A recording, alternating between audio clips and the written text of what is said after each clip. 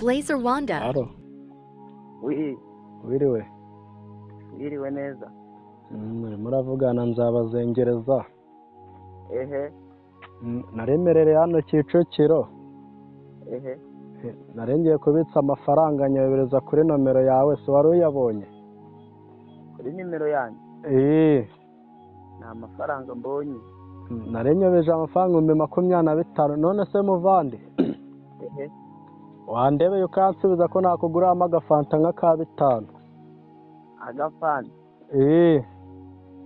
ko gafanta se ko none se nawe mbonye muvandi ko nayagu nkukopera se ubanza urebe.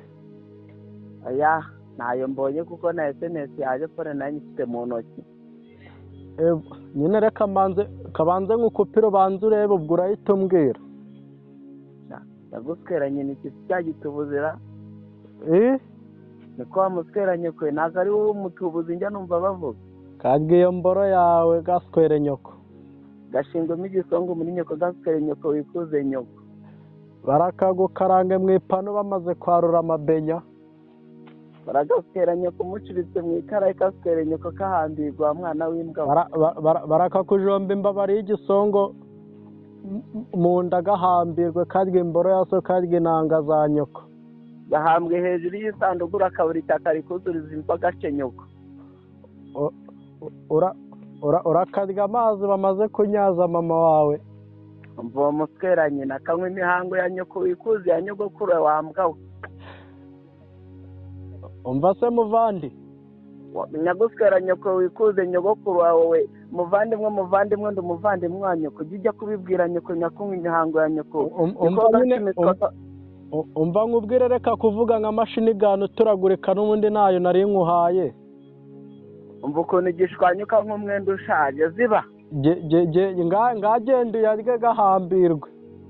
kajya umupfu urenzeho imva. Ewe iki genda uyarye, narindi ukubesha. Ese undi ari uzi kuyabona ko numvishe uraguye amagambo. musweranye niko wamusenze umuntu azajya yirirwa ku giteo n'utwakojeje kudusanganya gutyaga aho bahanze ugacyura amasazi. Ariko buriya nubwo wowe umvumbuye natarayakurya, ariko umva mwumvishe se abandi bafite amarira ngiye guhamagara bakayama. urakagendana umuvumo mu ikoti urakavukana umwaka ugukurikirane no mu rusimbi wanjye geraho.